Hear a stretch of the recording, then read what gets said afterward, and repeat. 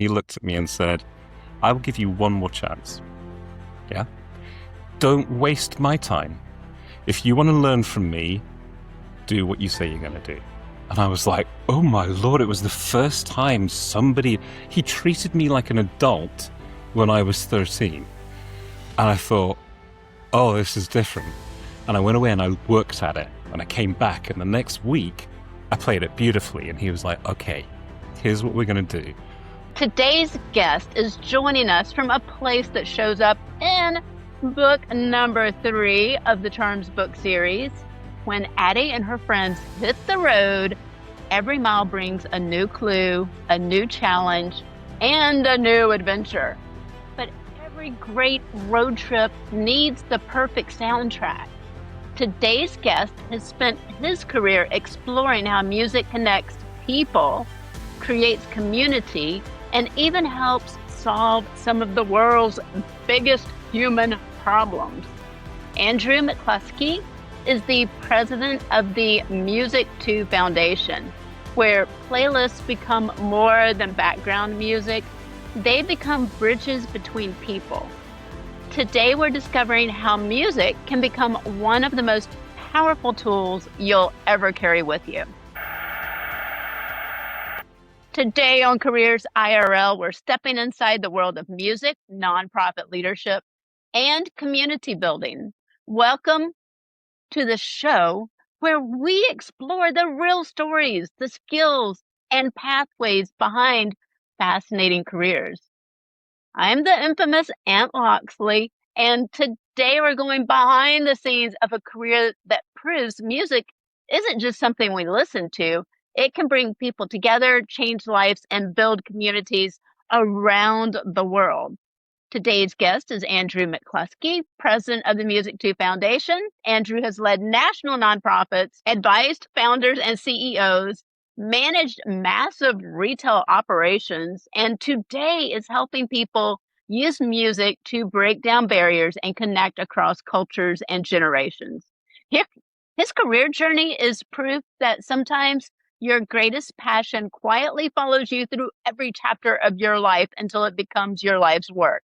And oh boy, do I know that. Welcome to the show, Andrew. Loxley, it's a pleasure to be here. Thank you very much for having me. Oh, and everybody's going to find out where your accent is from soon through all of these stories that you tell. So let's just dive right into it. And can you tell us what your world of music is really like? It's huge. It's amazing. And I would think it's different for everybody. I mean, that's the cool thing about music. It's like we all have our own connection to it. But my world of music, I've often worn 2 hats because I wear the president of the foundation hat where we do all foundation-y stuff. But I've also worn the musician's hat. And they're 2 very different things. And I think that if I was thinking of a career in music, there are so many different jobs in it. So it's just the musicians are like, they're just a small part of the careers and opportunities that are available to work with music.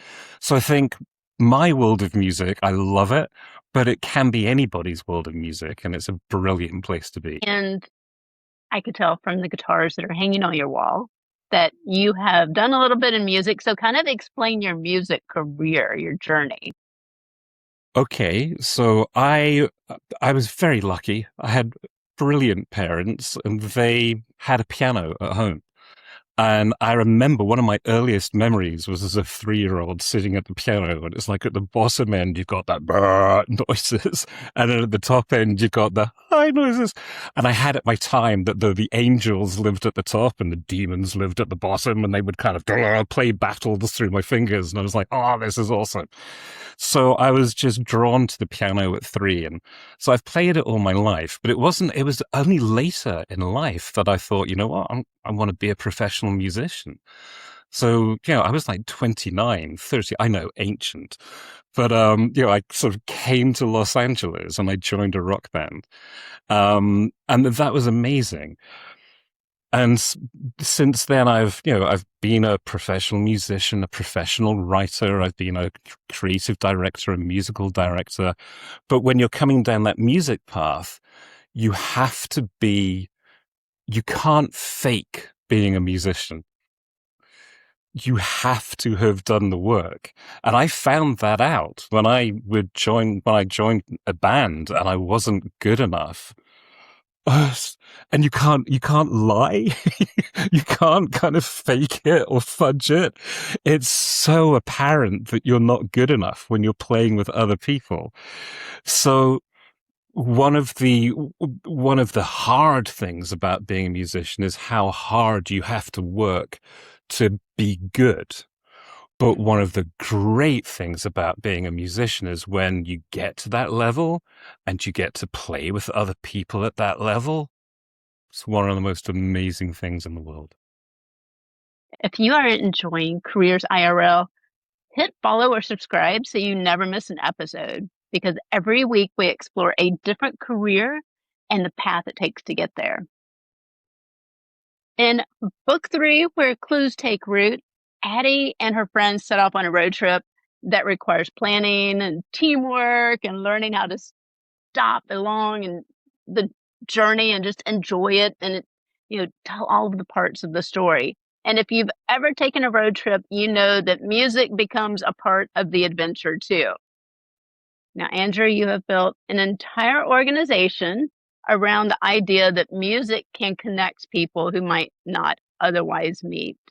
I'd love to hear how a simple playlist can turn into something much bigger than just songs playing through the speakers. Well, it all started with an argument. And it started, seriously. Aren't those the best ideas? It started with an argument between two people who really believed in what we were doing. So MusicTo started with people all over the world making playlists. And we were all individually going down, making our playlists and growing. And we had this community, and the website was attracting tens of thousands of visitors. And when you're the leader, when you're the boss, your job is to set the direction for where things go. And that's really sometimes the hardest thing in the world to do. So when you're the leader of a community, and there are people in the community who are really passionate about where it should go, and then they started to fight, and they not fight, but they started to disagree online. And it was a significant argument. And so we as a team stepped in and we, got to chat with them. And it was agreed that they would make a playlist together. And we hadn't really done that. And the way they made a playlist was one of them was in Australia and one of them was in England. And so they would send a track to each other. So the first person receives a track and he listens to it. And then he sends a track back to the other one who listens to it. And they went back and forth and they created a 22 track, what we call a collaborative playlist. And it was brilliant because two things came out of it. One, you had this really cool playlist that now sits on Spotify and Tidal and Deezer and Amazon and Apple and YouTube. But the second thing and the coolest thing was they actually became friends by sharing music together and finding out that, hang about, they actually had way more in common than they thought they did when they didn't know each other. And it was that thing that I remember looking at that going, oh, that's cool. And that's what we built this entire thing around. Wow. So kind of explain to everybody what the MusicTo platform is for those who haven't gone onto it yet. Well, if you go to musicto.com, musicto.com, you'll find that you arrive on a web page and there's just tons of playlists. And we have a banner that says playlists by people, not AI.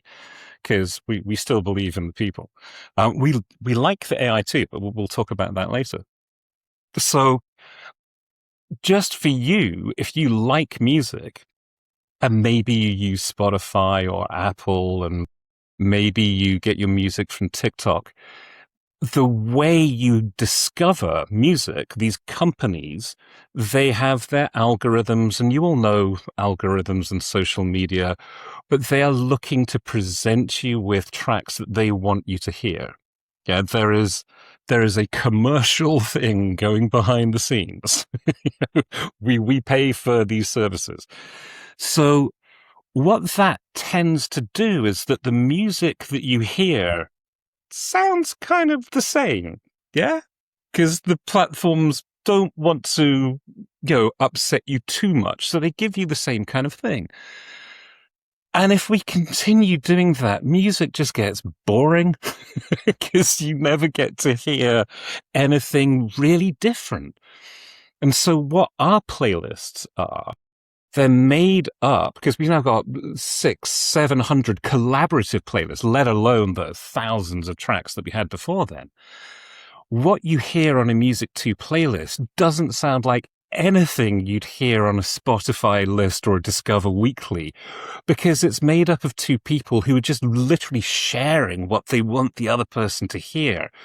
So you're gonna, and we don't do it like, here is R&B, or here's cool hip hop, or, so it's not genre. We do it around emotions.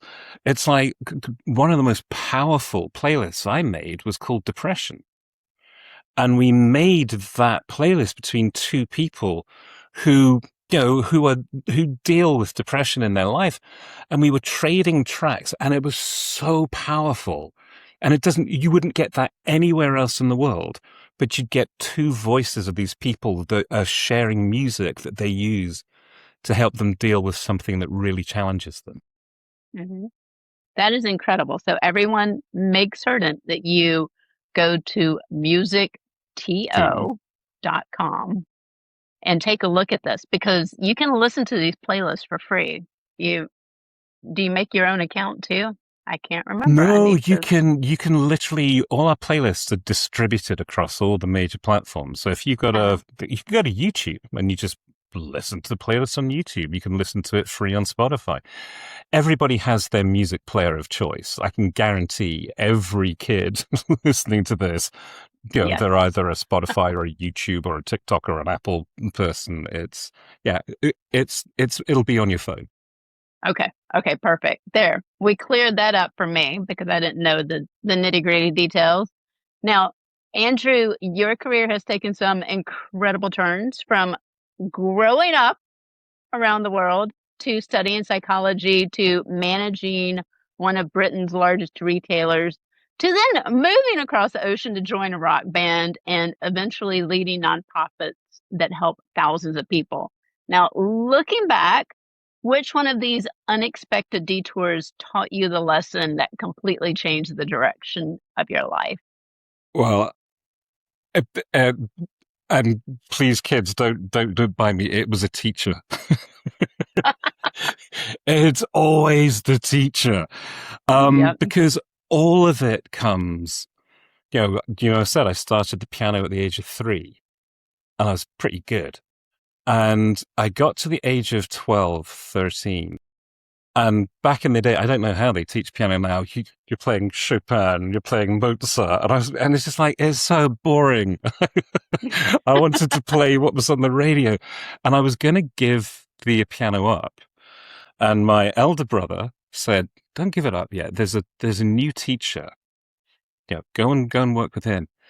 And I remember, because I do know what it's like to be 13. I have been 13. I was sulky. I wasn't terribly happy. I didn't want to do it.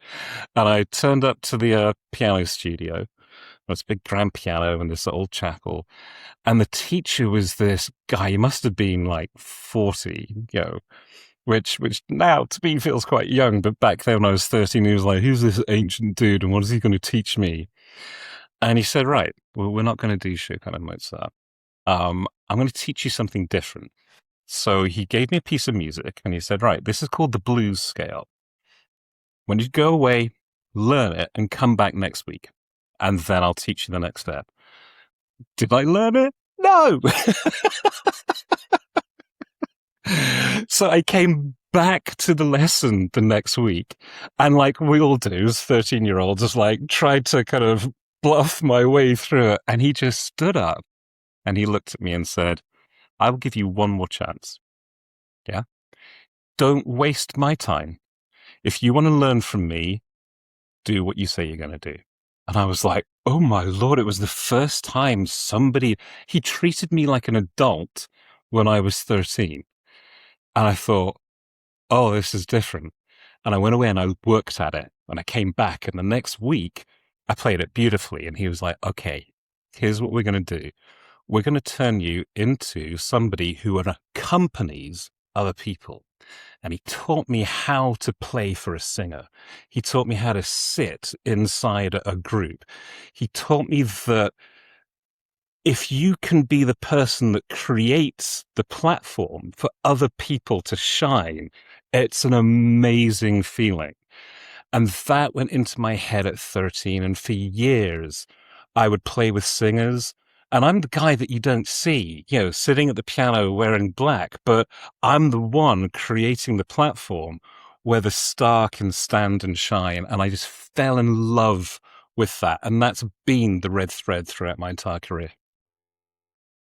That is the best way to describe a pianist I've ever heard in my life, because I grew up learning how to play the piano too, and it was never described to me like that. I would have loved it even more if I would have known that.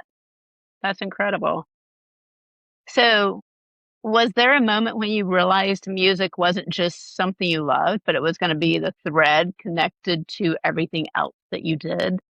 I don't know, because I think that kind of thing you can only really tell when you look back. And if you think I've had such a wide career, I spent all of my 20s in corporate business. And while, when you do corporate business, you get sent to hotels where they teach you things, but hotels have pianos.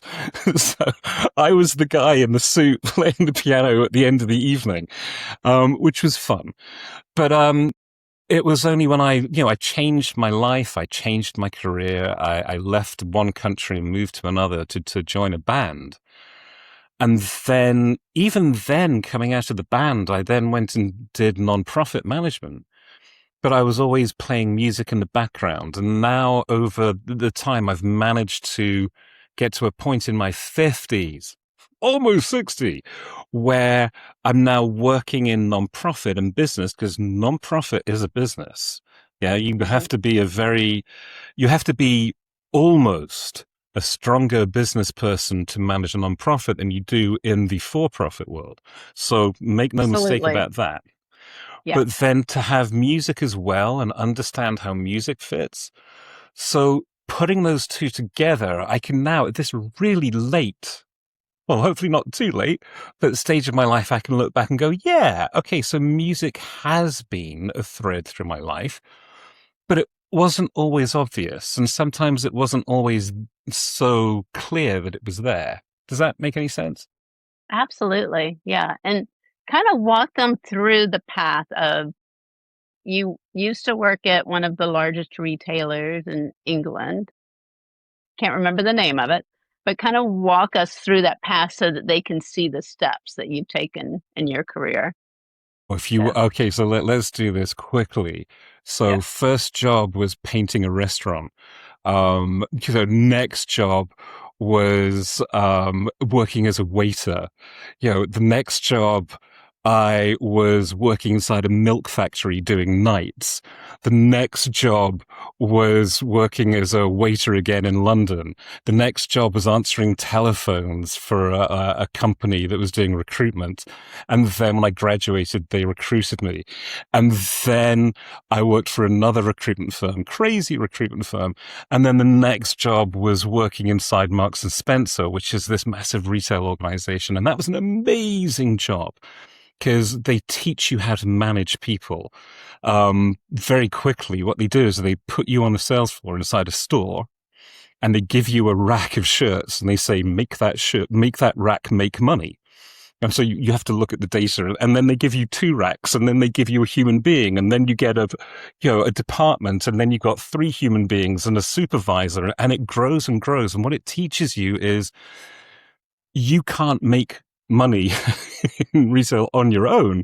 You have to be able to work with people and motivate them and help them and align them, because they are the people that make the whole operation go. So that I did that for 5-6 years, and it was amazing. It taught me so much, and I ended up working in the head office, and it was such an amazing job. But then I thought, oh no, let's change my life. So I stopped that job and I came over to America. So then I worked as a free newspaper delivery person, handing out free papers in Santa Monica. Then I was answering the phones in a non-profit, $9 an hour, saying hello. And then, all the time having been in the band, but that band wasn't, paying. That was an independent band. So then I'm in the nonprofit, and then I go from answering the telephones to being called the systems manager, because I had some systems stuff. And then I became the executive director, and then I became the CEO and president. And then I left that. And then I couldn't get a job, and then I worked in a tax office again, and then I grew up in the tax office, and I helped them, and then I jumped out of that, and then I was employed as a songwriter, and I did that. That was an amazing job, and I became a creative director and designed that decal that was actually ended up on the side of a tour bus. And toured a wee bit with that. And then I came out of that, and then I started my own consulting business with a colleague, and then I didn't like doing that. And then I started another consulting business, and then I started MusicTo Work To, and then the MusicTo website, and now the foundation, and now I advise other companies. You couldn't write. I mean, Atty would be looking at that going, wow. But I think, look, there's always a takeaway after that story. It's like, there's one thing that goes all the way through, and that's it's the values you have that enable you to go and do all these different things. I think we're all really bright. I think we're all really smart. I mean, kids watching this, there is this thing in America, you can do anything. And look, if you're 5'4", you're not playing linebacker for the Jets. Or, if you're 6 foot and all you ever wanted to be was, an Air Force pilot, that's going to be challenging. So you can't always do everything you want. But oh my Lord, particularly nowadays, with the brains that you have and what we're surrounded by in the technology, I think you can pretty much do anything that your body and your genes are going to, allow you to do. So don't worry too much about what it is you do. And we'll talk more about how to accelerate that. But I don't know. That was my journey. Now, before we continue, if you're enjoying these conversations about real careers and real people, be sure to follow the show. Every week, we introduce students to new career paths and the skills that are needed to get there.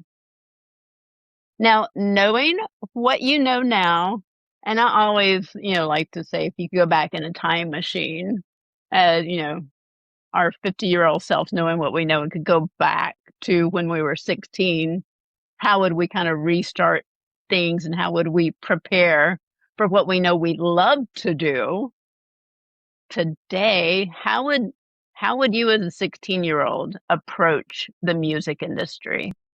Well, because there are so many careers in the music industry, I think if I wanted to, back at 16 was really pushing into that.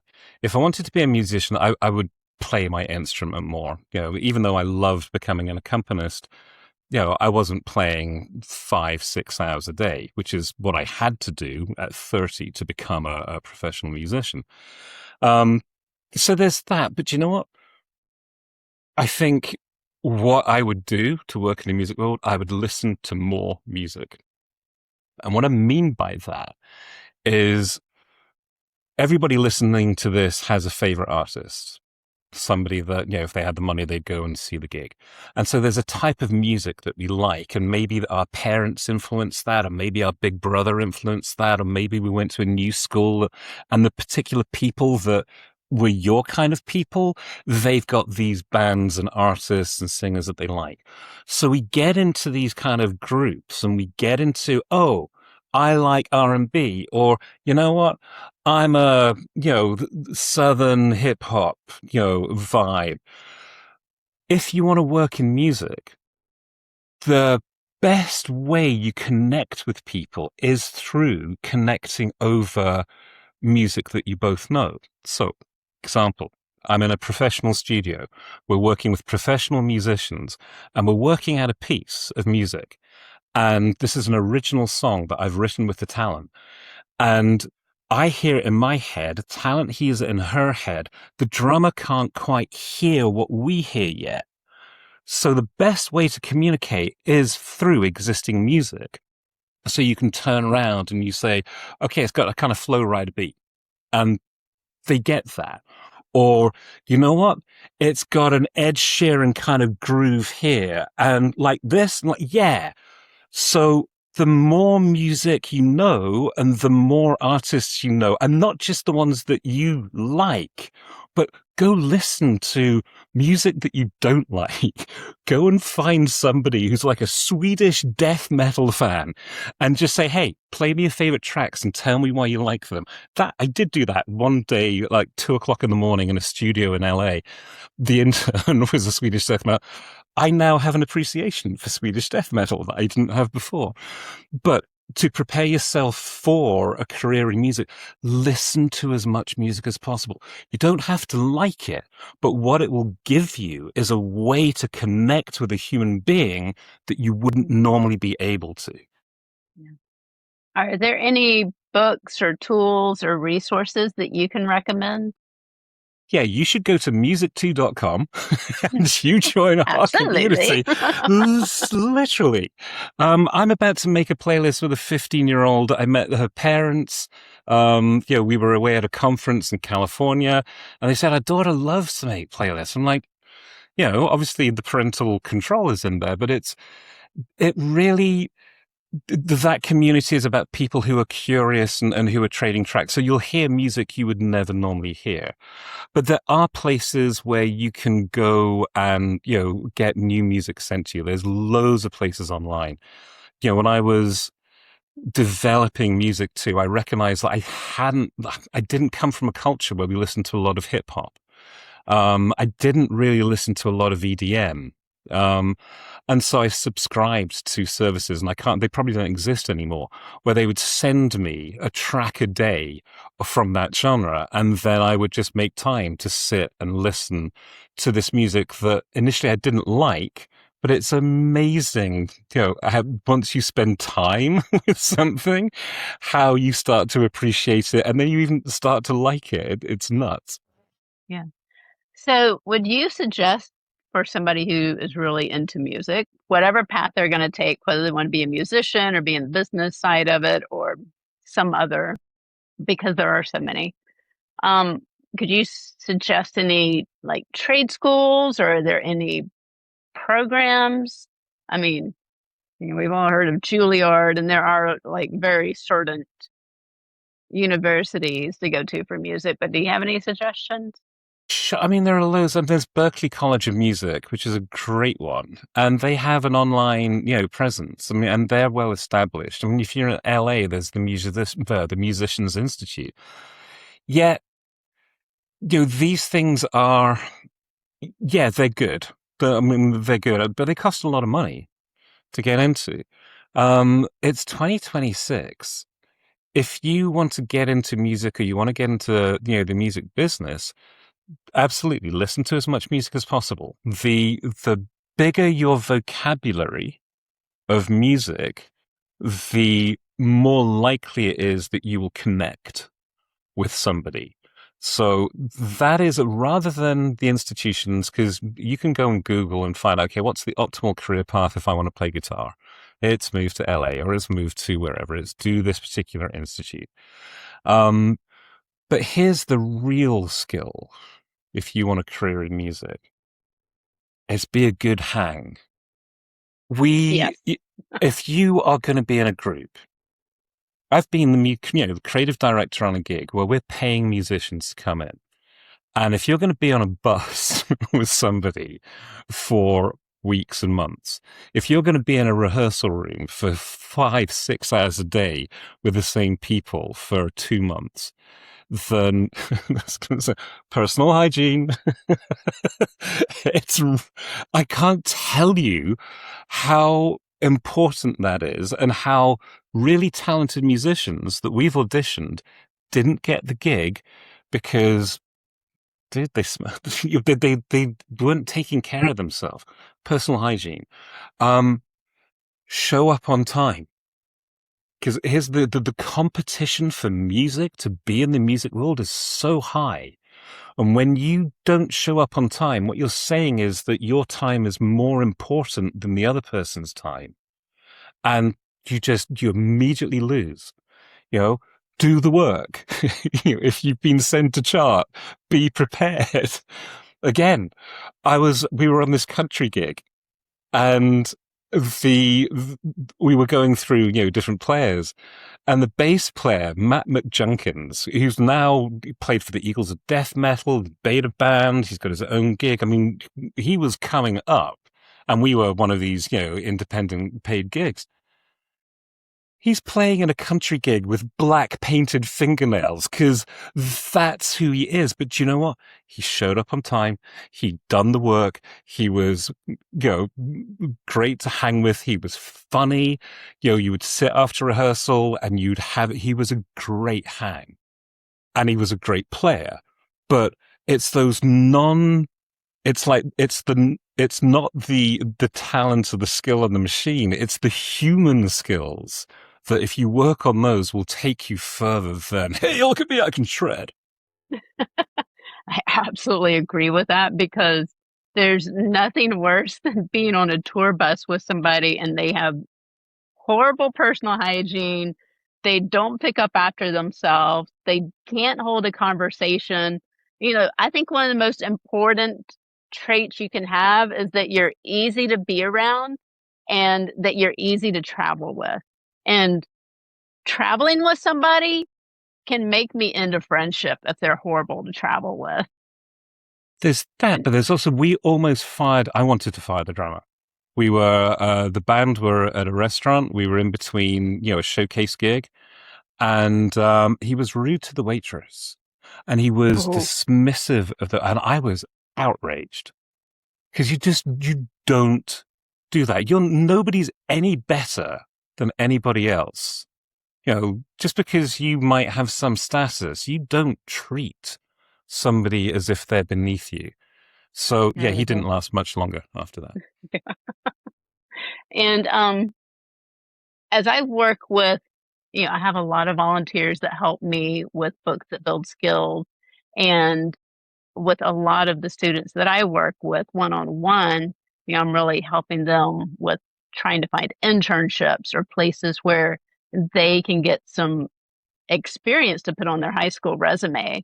So are there situations like that in the music world where a teenager could step into an internship or an apprenticeship or volunteer and people don't understand the importance of this? And I have heard every single career path I've ever talked to somebody, those who've made it the furthest volunteered as a teenager for free to sweep the floors and wherever they were just so they could watch and learn from other people.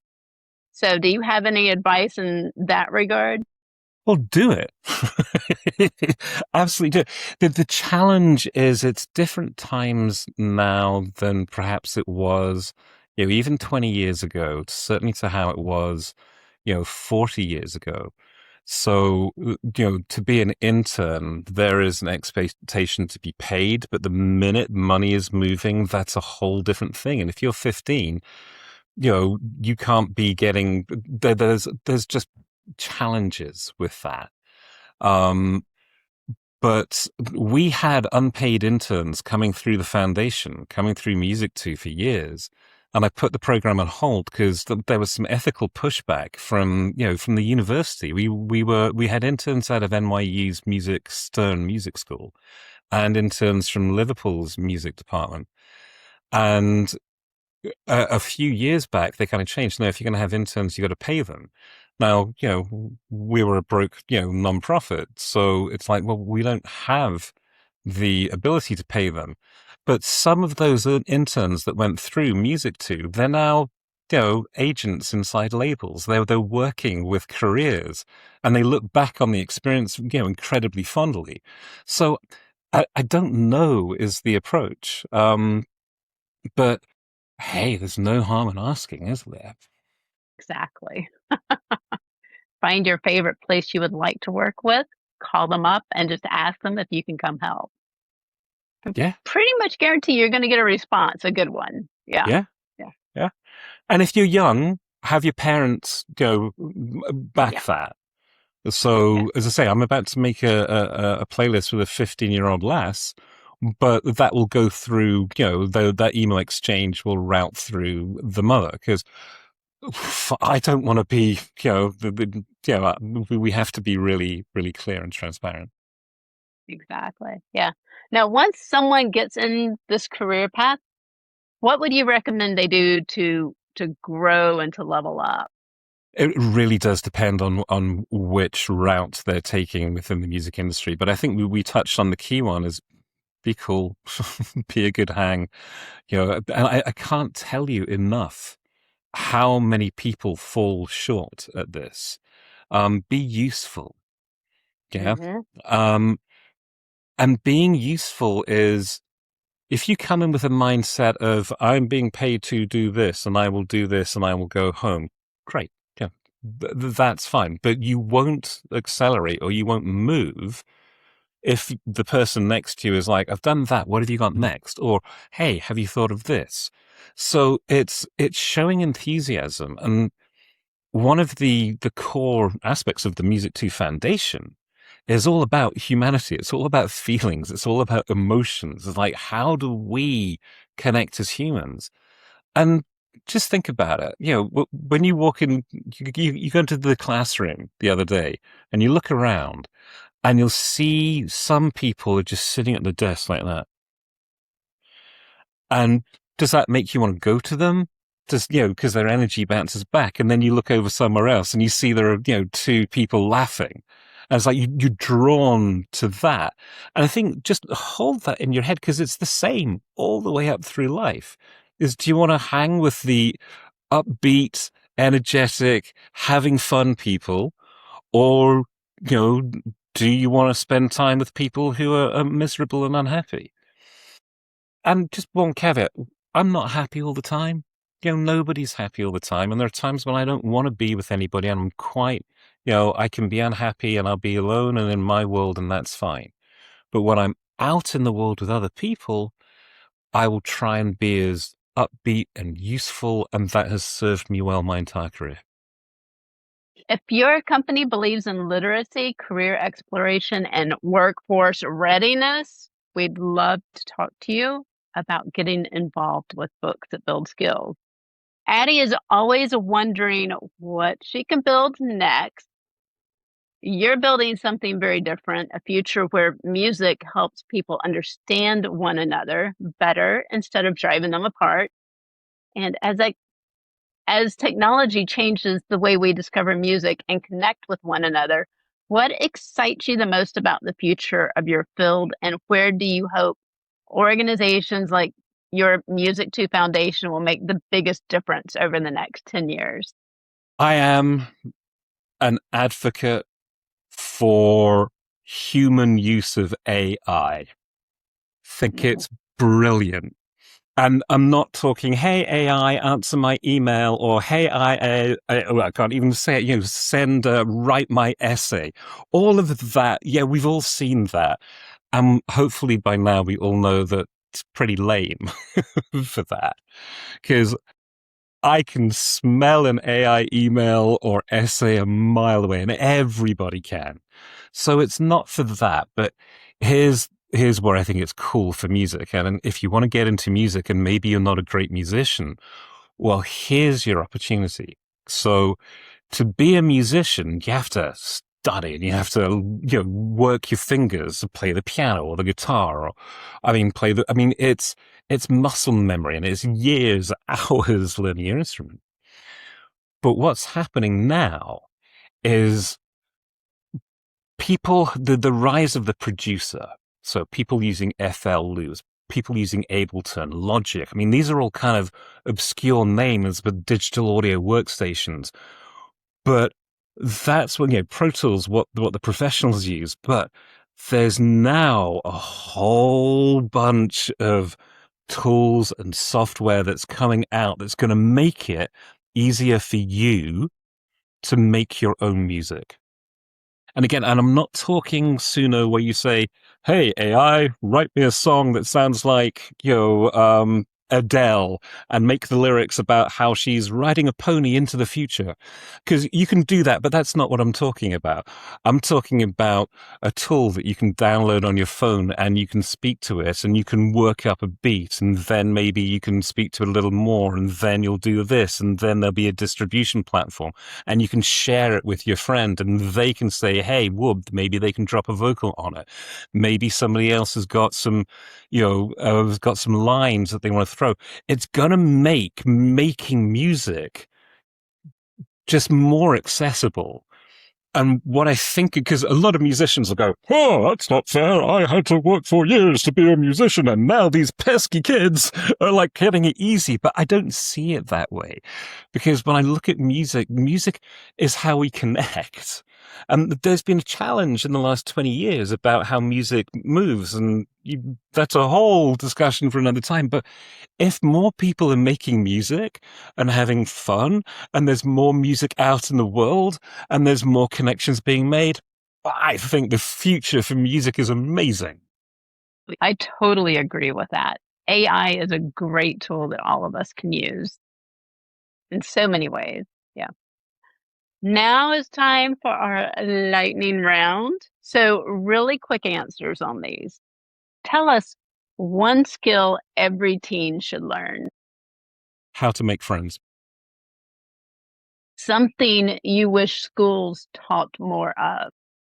How to make friends. A tool you can't live without. My laptop, my MacBook Pro. Yes.